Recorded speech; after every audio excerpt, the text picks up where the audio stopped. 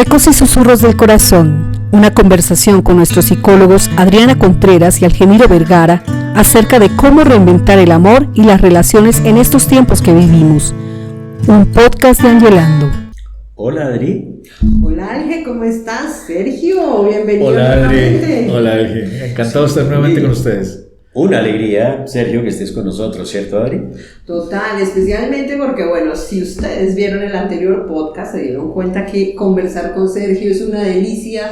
Muchos temas quedaron ahí, pero hoy tenemos una invitación muy especial para hablar de un tema que, bueno, yo creo que alguien nos puede dar un súper contexto. Vamos a hablar de maltrato. Sí, dijimos la vez pasada y Sergio nos ilustró muy bien acerca de la sociedad que termina que una pareja arma, que tiene unas implicaciones jurídicas y cómo el amor forma parte de esa sociedad y que es como el pegamento que le da eso. Pero también él nos advertía que muchas veces el abogado interviene desafortunadamente cuando la pareja está en problemas. ¿Qué pasa? Igual, y Adri decía lo mismo, la terapeuta va a intervenir cuando están en crisis. Desafortunadamente una de las crisis más dolorosas en algunas parejas y que hace que terminen es el maltrato, y generalmente es hacia la mujer. O sea, más hay casos de hombres, pero es muy escaso en comparación con la proporción de mujeres. Entonces, cada vez es un tema de mayor sensibilidad, afortunadamente, y qué mejor entonces Sergio, que tiene una larga trayectoria atendiendo casos de ese estilo, que tiene una literatura alrededor de eso, y que nos dé dos cosas que se van a volver interesantes y que Sergio nos decía antes del programa, y es uno, el maltrato, pero otro, el buen trato, que es que el mensaje que queremos dejarle al final. Sí, por supuesto, tienen razón. Realmente es triste ver noticias en Colombia por todo el contexto socioeconómico, político, pero particularmente por las noticias que nos llegan a diario sobre maltrato. Maltrato a las mujeres, principalmente, maltrato sobre los niños y adolescentes y aún maltrato sobre los animales, ¿no? Entonces, como sociedad estamos pasando una época muy crítica, muy difícil en materia de maltrato. Quisiéramos que se extinguiera el maltrato, que desapareciera la sociedad, pero al parecer hay unos elementos allí estructurales, sociológicos, que todavía nos tienen atados a esa lógica del maltrato que se debe superar. Y el derecho, pues obviamente no es indiferente a eso. Ha habido esfuerzos normativos, ha habido esfuerzos institucionales para contrarrestar el maltrato, pero digamos la tarea todavía está en ciernes, ¿no? Sí, muy, muy complicado. Y tú desde la terapia que te toca, Adri, cuando están parejas donde hay dinámica de maltrato, ¿qué es lo que has encontrado? Bueno, pues complemento un poco lo que ustedes estaban mencionando. Sí, es más evidente, se da a conocer más, se denuncia más y estamos un poco más sensibles respecto al maltrato a la mujer, también maltrato al menor. Las cifras son menores respecto al maltrato al hombre, pero fíjate que curiosamente sí me han llegado ese tipo de casos. Y yo invitaría aquí a Sergio a que demos quizás como aterricemos un poco más el concepto de maltrato, no para que nos quedemos ahí, sino para tener un referente de cómo vamos a empezar a hablar también del buen trato. Claro. Entonces, de pronto, Sergio que nos dé como ese piso y ya voy compartiendo como siempre algunas experiencias con mis consultantes. Claro que sí, sí, el maltrato parte del desconocimiento de la dignidad del otro. O porque no sé que el otro es un ser tan digno como yo, o porque sabiendo que es digno no me importa. Ahora, la expresión de esa indiferencia o de ese desconocimiento a la dignidad del otro se puede dar en lo físico, en lo moral, en lo psicológico, en lo económico, en lo social, y aún en lo que ustedes son expertos en ese lenguaje no verbal, en esa parte actitudinal de indiferencia sobre el otro, de tú no existes, tú eres menor que yo, tú eres inferior, yo soy el fuerte, yo soy el poderoso, yo soy el bienaventurado frente a tu desgracia humana, y eso me autoriza a pasar por encima de tu dignidad. Básicamente es eso. Si una mujer le dice a su pareja, es que usted es un mantenido, y lo dice delante de sus hijos, es que usted es un inútil, usted no aporta, ahí podemos hablar de maltrato. Por supuesto, psicológico, social, Okay. Muy, muy fuerte y altamente Entonces, agresivo con el elemento que tú señalas, delante de su familia, delante de sus hijos. ajá. A veces se malentiende eso porque dice, es que está viendo maltratada su hombría. No es un tema de hombría. La dignidad. No es un tema de hombría, es un tema de dignidad. Exacto. ¿Cierto? Lo que pasa es que en el imaginario colectivo todavía vemos al hombre como el macho, ¿cierto?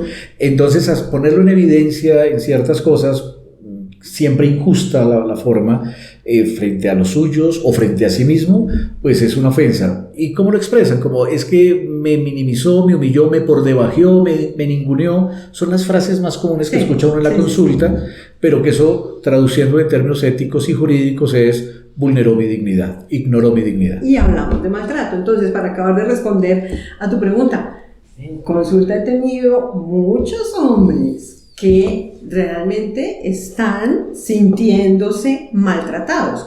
Lo que sucede es que socialmente tenemos ahí otra complicación, y es que lo justificamos y es como no me pega.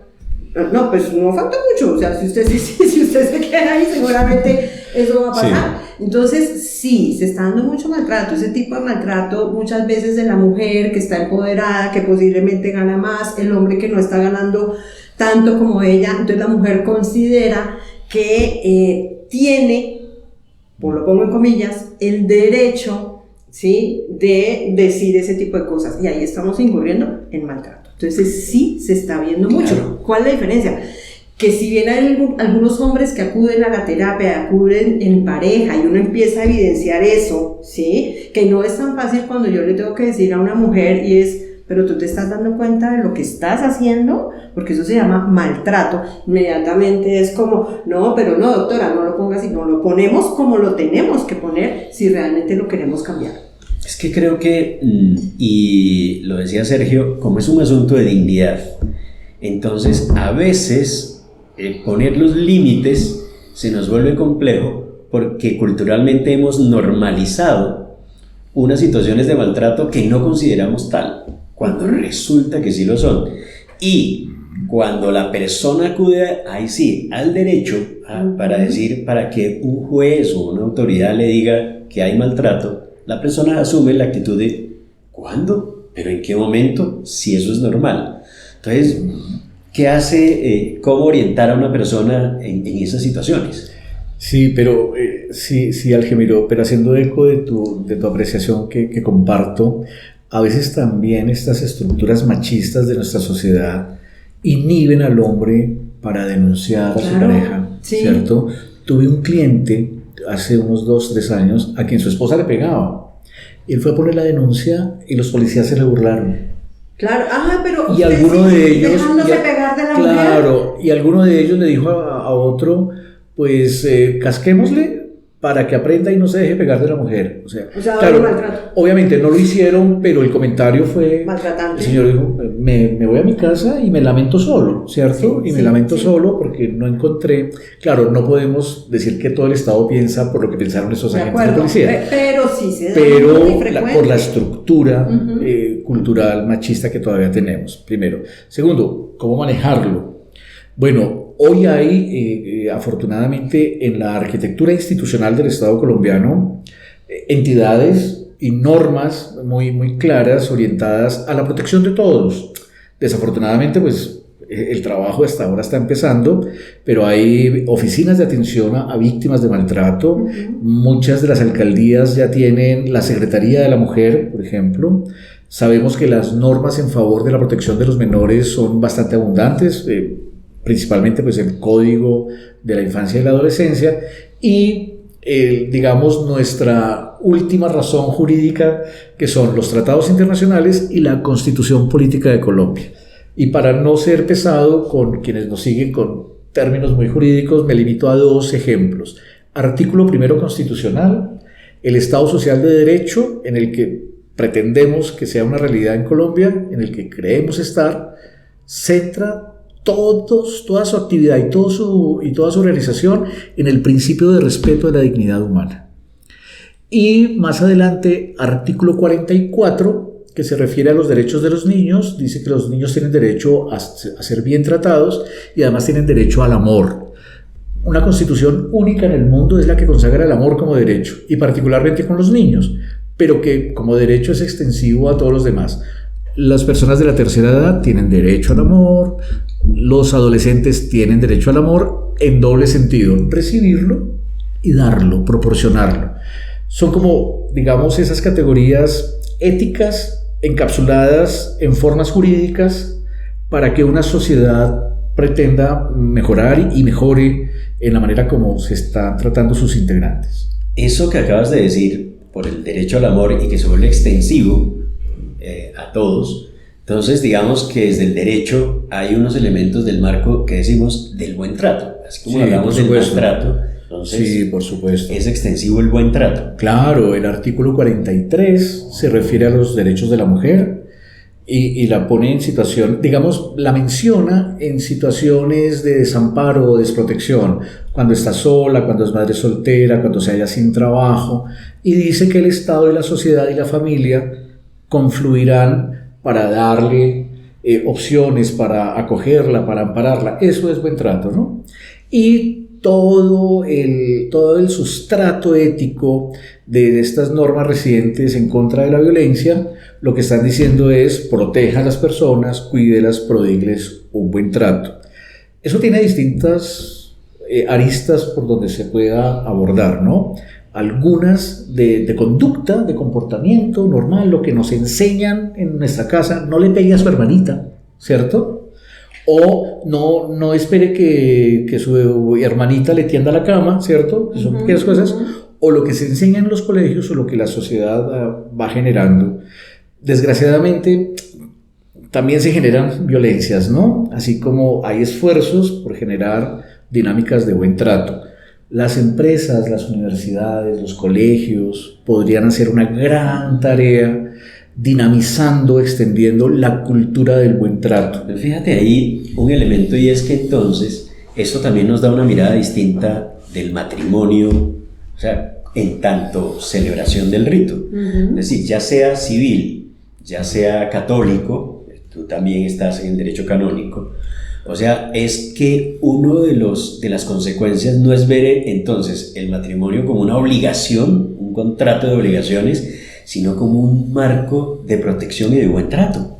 Por supuesto, es un acuerdo de voluntades, como dirían los abogados más técnicos, que se expresa mediante el consentimiento, pero es un consentimiento que debe implicar mente, voluntad, corazón. Por eso no es menor decir que el amor está en el centro de las relaciones de pareja, ¿cierto? Y hay una frase, no sé si me queda tiempo para contarles una pequeña anécdota. No sé si recuerdan hace unos años cuando un técnico de fútbol fue sorprendido golpeando a su pareja a la salida de un bar. Sí. No digo el nombre, pero un indigente lo vio, un indigente de la noche lo vio. Luego los periodistas, 2-3 días después, entrevistan al indigente para decir, ¿usted cómo vio? ¿Cómo? Pero en medio de lo que él narraba, que vio del hecho, él cuenta una frase que a mí me parece fantástica. Él dice, yo le dije al técnico, fulanito, uno no le pega a lo que ama. Esa frase es poderosa, de un indigente, ¿no? Pero, o sea, una persona que la vida y el rigor de la vida seguramente lo ha hecho sabio. Qué frase tan maravillosa, uno no maltrata a lo que ama. Mira, eso me parece muy pertinente lo que tú acabas de decir, y estaba recordando una pareja a la que yo... pues no atendía a la pareja, lo atendía a él justamente. Se había presentado una situación de infidelidad y él estaba muy dolido, muy sentido.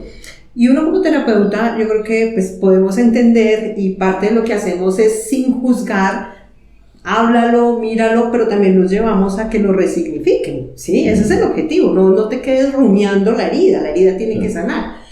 Y recuerdo que en una de esas sesiones él necesitaba desahogarse tanto y ha empezado a expresarse de una manera tan que yo decía, ¿es en serio lo que yo estoy oyendo? Y ojalá le pase, y ojalá no sé qué, y ojalá se engorde. Y yo le dije, ven.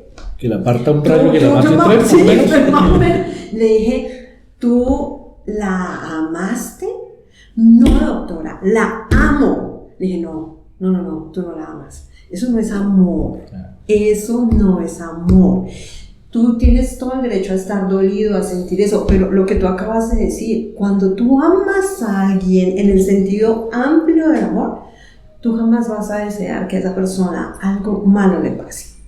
Entonces, ¿cómo podríamos empezar nosotros también como sociedad, como terapeutas, como personas en nuestra pareja, con nuestros hijos? ¿Qué sería empezar a hablar del buen trato? Sí, sí. Pues piensen en algo tan básico, y ofrezco disculpas por el bajonazo, pero a los hombres nos pasa, Algemiro, cuidamos nuestro carro, que no me lo rayen, no coger un hueco, cerrar suavecita la puerta.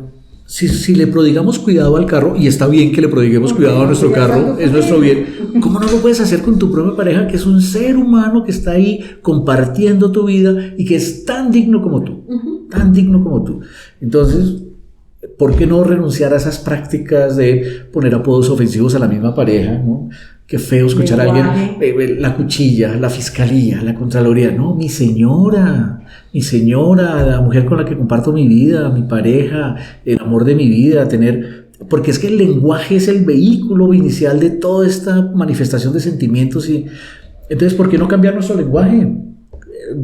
Sería un buen primer paso. Cambiar nuestro lenguaje hacia el otro, ¿no? El ser que más amo, bueno, o si tiene un apodo cariñoso, pero hágalo en vez de esa forma despectiva, ¿no? Ya llegó usted a... Eso, pero mira que no solamente que tú lo hagas en privado, sino que también cuando estás en público y estás con amigos y de pronto todos están así como con el chistín subido, hazlo también en público. Tú debes respetar a tu pareja en público y debes poner un límite, y es no. O sea, no lo hago yo, muchísimo menos dejo que alguien más lo haga. Sí, aun cuando a veces eso es crítico. Miren, alguna vez me sucedió con unos clientes, no digo su profesión, ganamos un gran contrato, yo era su asesor, y en esa época yo era también un poco desmedido en el lenguaje. Este señor me dijo: doctor, esta noche celebramos, vamos a ir a tomarnos unos tragos y vamos a traer unas viejas, así me lo dijo. Y me ofendió eso, le dije: claro, traigamos a sus hijas. Pues se ofendió, que se me pegó. ¿Y por qué me dice eso? Digo, porque cualquier vieja que usted traiga es la hija de alguien. Exacto. Por lo tanto, ¿cómo así que las traemos? Como lo mismo, usted me dijo trago, comida y viejas, como si fueran lo mismo. No. Con mucho gusto celebramos, pero me va sacando de esa lógica de que la mujer es un objeto más para celebrar, para una fiesta. Pero a veces, ese día casi me pegan, Adriana, te lo cuento. Sí, seguro. Entonces, porque también uno debería defender a la pareja del otro. Oye, ¿sí? No te refieras hacia tu esposa.